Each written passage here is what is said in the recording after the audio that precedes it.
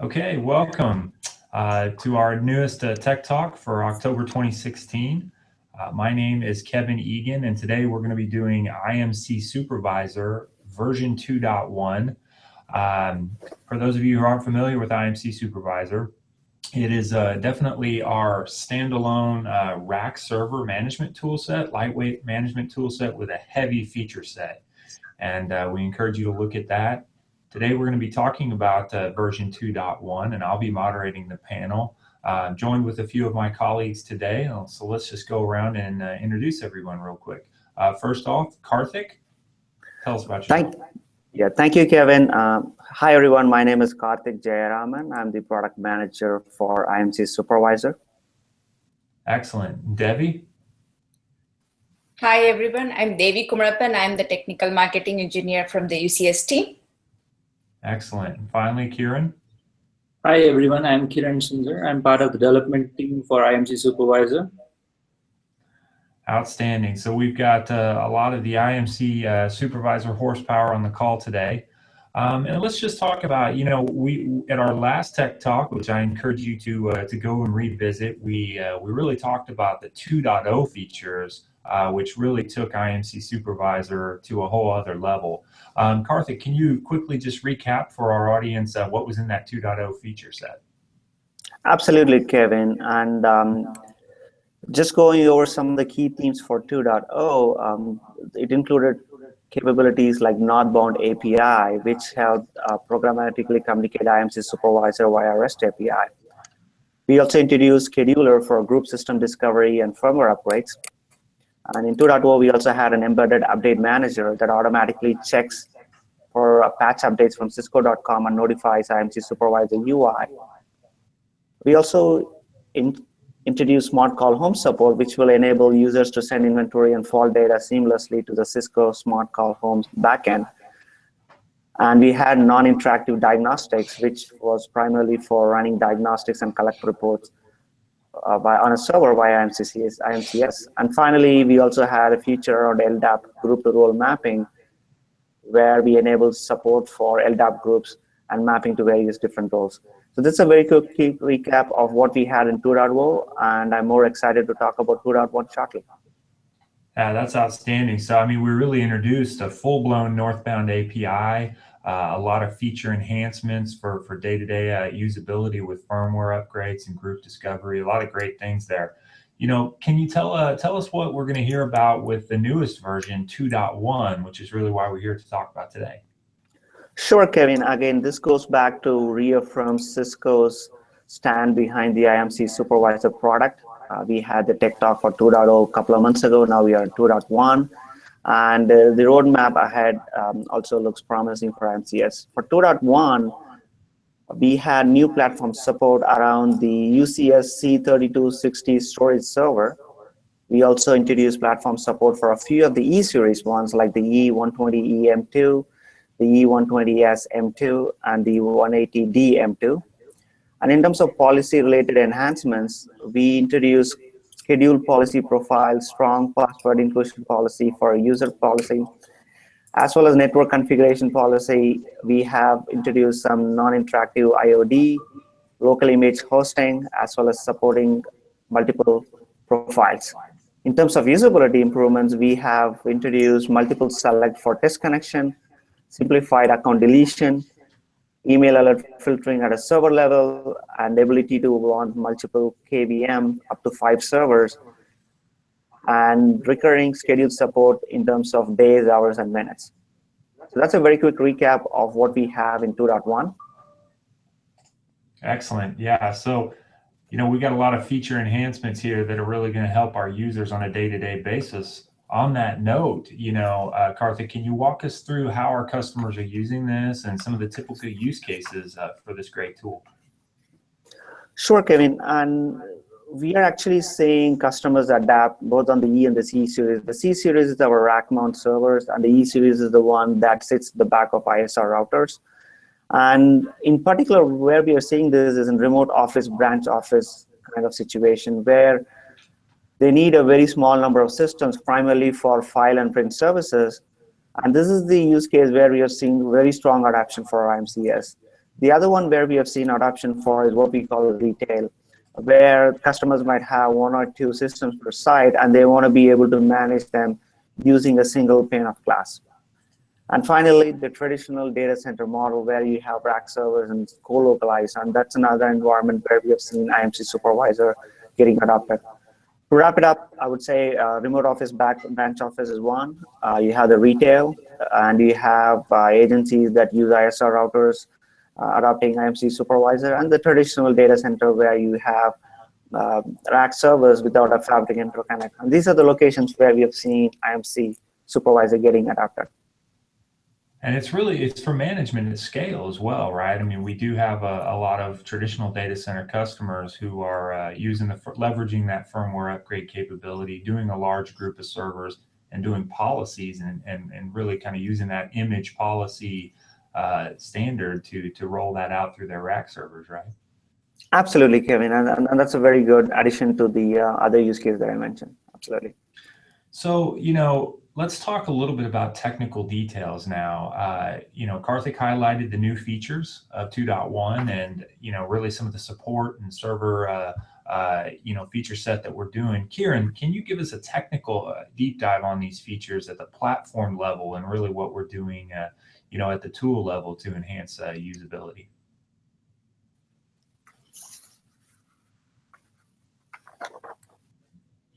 Sure, Kevin. So with version 2.1, we bring in support for newer hardware, notably the C3260 dual server node platform. So along with the qualification of additional ECS models that Karthik just highlighted. So we have also brought in extended scheduling capabilities for policies and profiles. So with prior to 2.1 release, so this was just limited to scheduling the discovery profiles and the firmware update profiles. With 2.1, we have extended this capability to the policies and profiles as well. Also, the northbound APIs, which were introduced in 2.0 for enabling the programmatic management of IMC Supervisor, has now been refactored to keep the APIs more consistent and in line with the messaging. And also, newer APIs have been introduced for managing the policies and profiles alongside with support for the newly introduced C3260 platform. Also, there have been quite a few notable usability improvements. The notable one being in the discovery, wherein user can add additional user information as part of his discovery profile. So be it the definition in the CSV file for discovery profiles, or be it in the UI-based profile creation itself. So the post the discovery, the user-defined information along with the rack server, rack group, or the tag information comes associated with those servers being discovered. So other minor usability improvements involve avoiding multiple user hops for actions such as test connection and the rack group deletion and so on. So we now also have a capability of being able to launch multiple KVM consoles. So the limitation being restricted to 5 servers at a time. So until now, it was just limited to a single server launch, a KVM console launch at a time. Our email alert rules have been now extended to the granular level of being able to get alerted at a server level, and which until now existed only at the system or the server group level. And also we have introduced newer policies such as network configuration policy and a couple of enhancements to the user policy and the RAID policy to accommodate additional capabilities that have been that have come as part of the firmware upgradation. So I must, however, say that the major highlight of this release was the support for the C3260 platform. Yeah, so those of you who aren't familiar with the 3260 that we reference, right? I mean, this is our really a modular dual node server that's designed for a wide variety of storage opportunities, be that object store, be that Ceph, be that traditional store, and really be able to deploy up to 600 terabytes of local data and have dual 2-socket Xeon servers on board of this super powerful system. So, just a little bit of background to where that C3260 is. Extremely powerful, storage node. So just for some of those who may not know what that is. So, what do you think the key difference is between management, between storage rack server and compute servers are really going to be, Kieran? So introduction of this C3260 was a major change in terms of how IMCs used to manage the traditional C-series servers. So this brings along 2 server nodes as part of a single management endpoint. So the servers could be M3 or M4 server models. So it could be either of the M3 or M4 platform alongside. So management of this also involved inventorying additional inventory data involving the chassis related information and so on. So in IMCS, we have now introduced a new tab, that is the chassis tab, which shows the relevant inventory information along with the server information that used to come as part of the traditional C-series or the E-series offering. So as you may note, the data model was a complete change for a C3260, and the IMCS UI has been extended to represent this very information, yet keeping it consistent with the traditional C-series and E-series UI model so that users don't drastically get strayed into viewing this new change.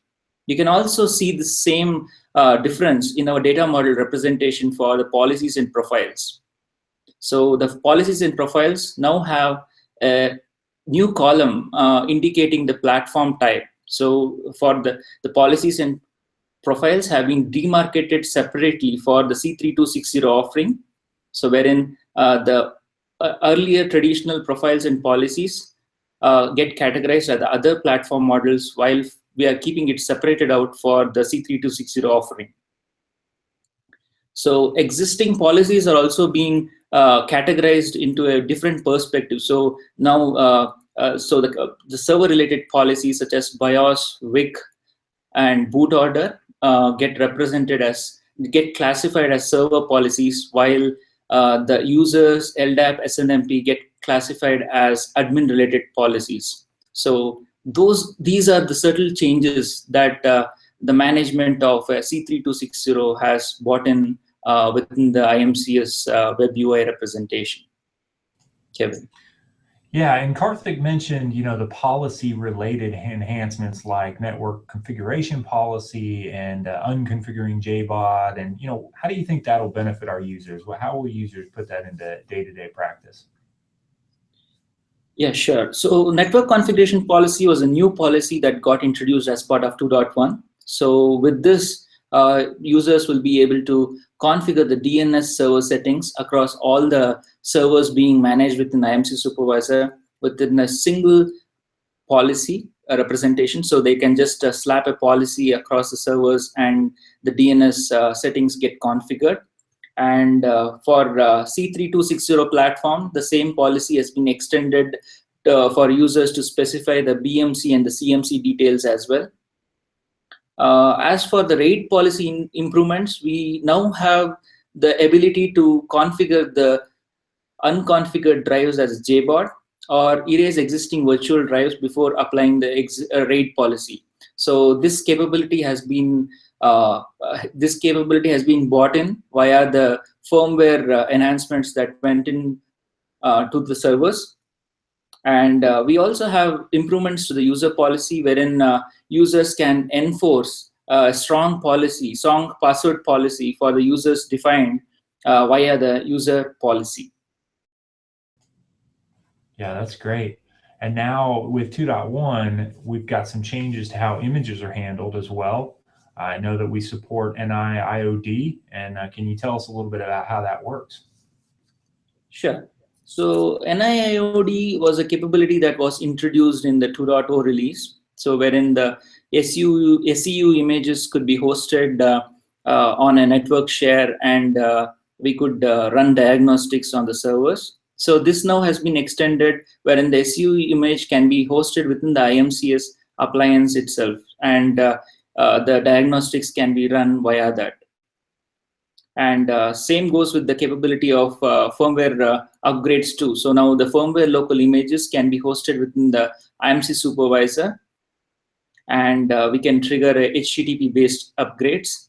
So all this is now possible by via hosting the images within the IMCS, and IMCS acting as a web server for these images and enabling a HTTP route for the upgrades or the diagnostics to be run. And this is real. I mean, this for a tool, a lightweight tool like this. This is really kind of unparalleled, functionality for our customers. That's outstanding. So Debbie, can we see this storage rack management in person? Can you look at, can we take a look at how IMC Supervisor manages the new 3260 storage node?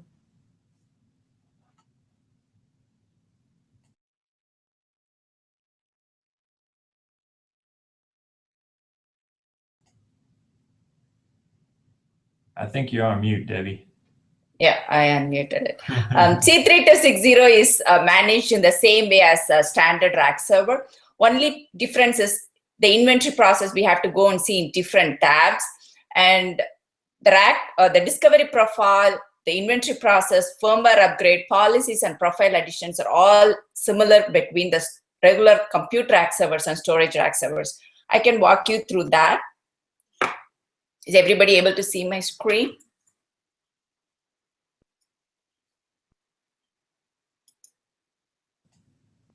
Not quite yet. All right, looks like it's starting to paint. Okay, how about now? There we go. Yeah. Okay. If you see, C3260 will have 5 IP addresses, 2 for CMC, 2 for BMC, and 1 for VIP. And this virtual IP address is what you would bring in to add this supervisor. If you click on the add rack account, you would see that this is all similar, and you would be able to give the same IP address details.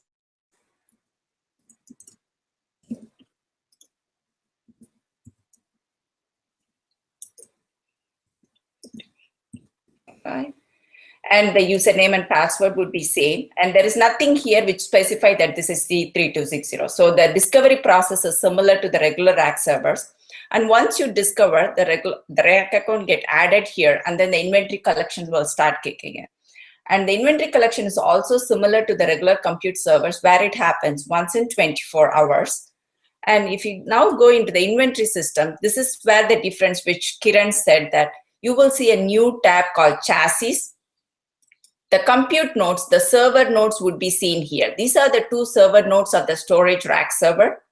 And in the chassis, you will be seeing all the storage blade will be seen in the chassis over here.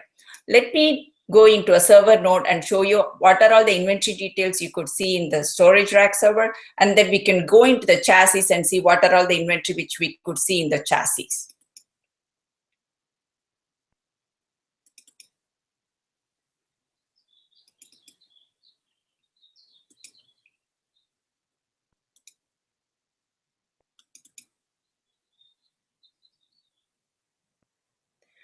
You could see that you can see the CPU details, memory. The PSUs you will not be seeing here in the server node because the PSUs reside in the chassis. That's one difference between the compute rack servers and the storage rack servers. And then you will be able to see the PCI adapters, WIC adapters. You will not see the network adapters because this one doesn't have it. Storage adapters. And this one, flex flash adapters doesn't apply to C3260, so you will not see them. And you will also see the associated hardware profile, which one is getting applied to this in the server nodes.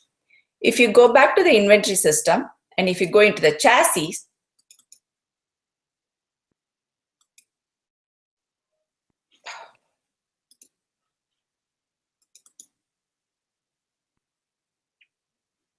here you will see the power supplies. And the other thing which you would want to see here is the zoning. This is all the storage HDDs which is available in the chassis. And you could see that we have fully populated chassis, 56 HDDs with each one of them with 5.45 terabyte capacity. So these are the 2 places where you would come to see the inventory details of the storage rack server.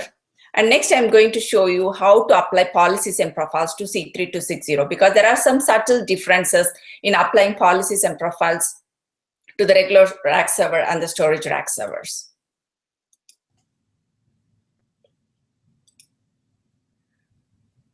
As Kiran said, there are two groups of policies. One is administration policy, which is platform policies, and another is a server policies. So the boot policy, BIOS policy, they are all applied to the server. And user policy, IPMI, NTP policies applies to administration policy. C3260 is different in one way that certain policies such as zoning policies apply only to storage rack servers, that too only to chassis. And the flex flash policy doesn't apply to 3260. And in another difference which you would see is in the administration policy such as IPMI, you have to apply that policy to make sure that it applies to both server nodes, since C3260 is a dual server node. Let me walk you through that quickly. Let's take a simple BIOS policy which is applicable to both the compute rack servers and the server nodes of storage rack server.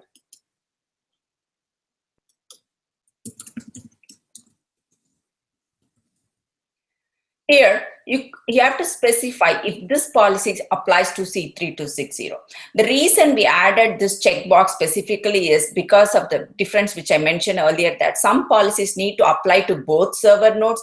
Hence, we are specifically calling out that these policies is specific for 3260. So once you click that, then you would see that the regular platform default applies to all the server nodes. The place where you have to apply to the regular two server nodes is IPMI. Let's go and do an IPMI policy.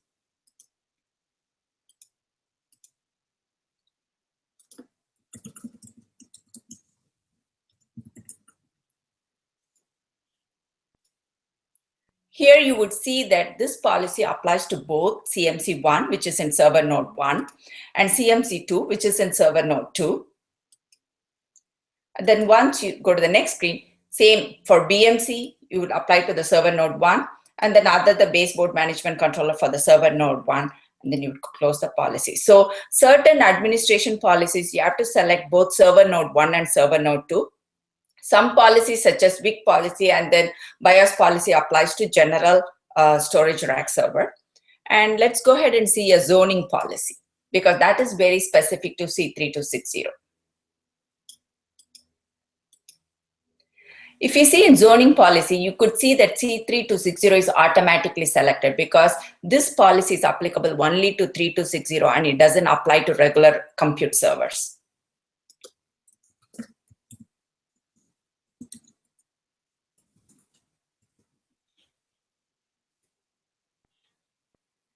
And here you could add how many slots you would like to see the rack server.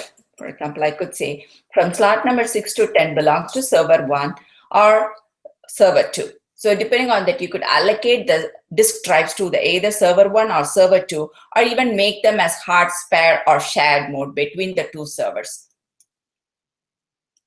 These are the policy and profile related enhancements regarding C3260.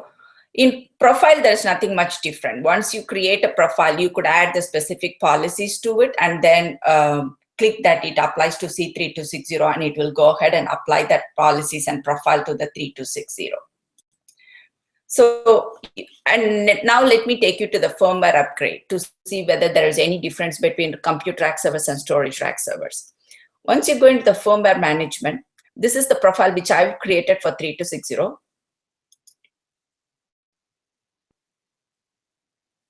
You could see that the firmware profile is exactly similar to the compute rack servers, except that in the platform, you could select which platform you would like. And then once you select the C3260, it will list the firmware images available for 3260, and you can download it and keep it in the IMC supervisor, so that as you want to do the firmware upgrade on 3260, IMC supervisor would act as a HTTP server, and then it will start doing the firmware upgrade on 3260. These are some of the day 0, day 1 operations of 3260 by using the IMC supervisor. And the same thing as server diagnostics also works in the similar way for 3260. Nothing is different over there. So you could see that the customers don't have to learn differently how to manage C3260 from IMC supervisor. Yeah, it's just kind of introducing the storage, capabilities into what we already have from a server policy perspective, right? And That's correct. Yeah. Nothing much different except that you have to go into the chassis tab to see the inventory. And then when you're doing policies and profiles, you have to make sure that you check the box of 3260. excellent. So what's next, Debbie? What do you have to show us the API and show us any more on the image front?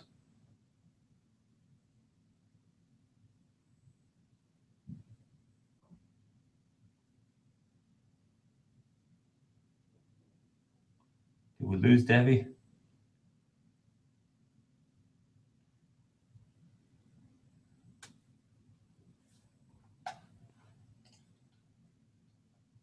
I think maybe we lost her.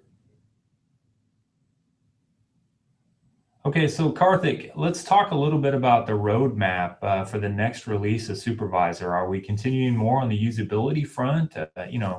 Share with our audience some of what's on the horizon.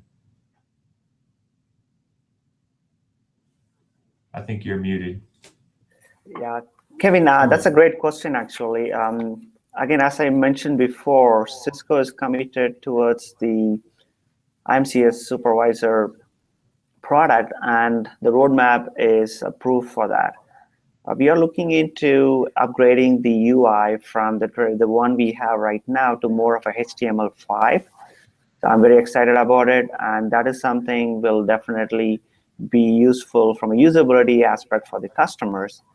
And the other thing that you're looking at from a roadmap perspective is what we call as hardware compatibility list. For those of customers who are familiar with like UCS Central, this is something we offer with other products where a user can go in either on the website or even within the product and enter information about their current hardware and other information, and they will get to know whether the most recent firmware or the software is compatible with their current hardware setup. This is a very critical element in the roadmap because there's a lot of usability around it, especially for IT managers and others who support rack servers. It's a nightmare when they have new software, and to patch it and to test it and to find out the interoperability is always a key task. And we are excited that this kind of a feature will help make the task a little bit easier for them. The other thing that we are looking at is what we call as a role-based access and multi-tenancy. And the idea here is as rack server customers start supporting multiple consumers, they need the capability by which they can provide multi-tenancy, wherein several consumers can coexist, and they don't necessarily view information about the other tenants. So that's another one that we are looking at. Also, you mentioned the scaling earlier. We currently scale at 1,000 users per single instance of IMCS, or 1,000 racks per single instance of IMCS. And this is something we are looking to work on and extend the scale maybe up to 2,500 or more. And the idea here is as data centers become bigger, our rack servers get geographically distributed and the number goes up, we still have a capability by which the end user can manage using a single pane of glass these several thousand servers that are spread across the globe. So those are the ones that we have on the roadmap, and I'm pretty excited that it's a very long list and Cisco is committed to this particular product line. Yeah, so that's great. And, talk about, I think what everybody wants to know, what are any license changes or support for this, this new storage rack server, the 3260? What licensing updates or any changes do we have in the works there? Sure, Kevin. For those of customers who have used IMC Supervisor before, the licensing structure is very similar. Nothing has really changed. However, the features that we have introduced fall into different buckets. So I would just take this moment to walk through that. The license structure is divided into two different buckets. One is the basic, the other one is advanced. The basic comes with when the user buys the base license, they don't have to do anything more. However, for the advanced license, they have to specifically spell out and buy the PID for that. And in terms of the capabilities, on the basic license, the user can do something like hardware health status, platform hardware inventory. They can do platform management with KVM launcher.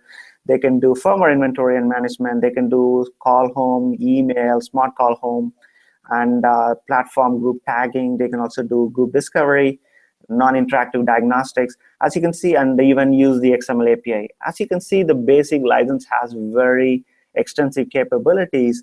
On the advanced side, it really helps the users on day 0, day 1 activities, primarily around policy import, deletion, profile deployment, which is very critical for somebody to provision the servers and get it on up. And also group deployment, which again is a very critical factor if the user is looking at a day 0, day 1 activity. So these are the two major buckets where the licenses fall into, and these are the ones that we have stuck with, even with the 3260 scenario. Outstanding. Okay, so we've got Debbie back. Debbie, do you want to real quick just touch on a couple of demo pieces that you wanted to wrap up with? Yes, I would like to show the new policy improvements which Kiran has talked about on network configuration and JBOD, and also want to show the new APIs which has been added as part of 2.1, because I feel that customers who are doing programmable infrastructure in their end would highly benefit from that. So with this, let me share my screen again. Are you able to see my screen? Yeah, we sure can. Okay. The policies which Kiran has talked about as part of 2.1 are network configuration policy, user policy, and RAID policy, where we have made sure that the users can configure the disk either to JBOD or unconfigured good. The reason why I would like to call out that policy is in the earlier versions, customers have to go to SIMC to configure the disk to either JBOD or unconfigured good, and then have to come to IMC supervisor to create RAID group policy. We eliminated that bottleneck, and so that customers can set all the disks to JBOD and unconfigured good from IMC supervisor itself without having to go to CIMC. This is the RAID policy.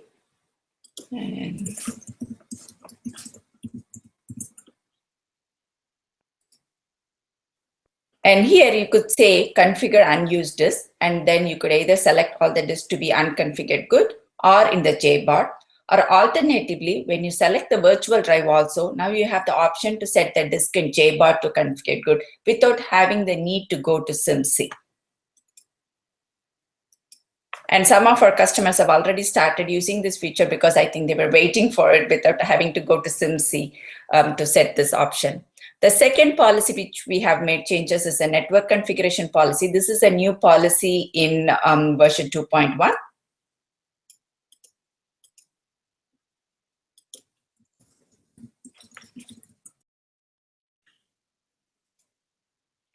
We could set up the DNS servers either by the IPv4 or IPv6, and then this DNS server and the enable VLAN property could be applied across multiple servers from the IMC supervisor. This is one of the new policy for 2.1. And the third policy which we have added is the user policy, where we could enforce strong password.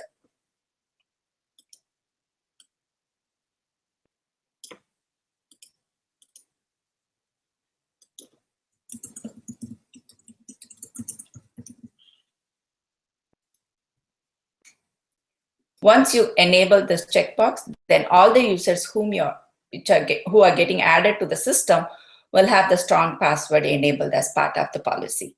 So these are some of the policy related improvements which is part of 2.1. Another thing which I would like to call out is the APIs, as I mentioned.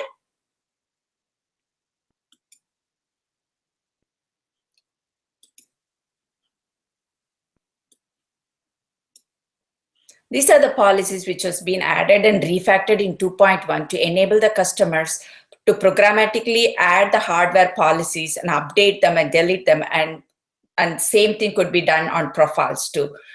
If somebody is looking for automation, these are the APIs which they would be leveraging it to apply the policies and profiles on the standalone rack servers.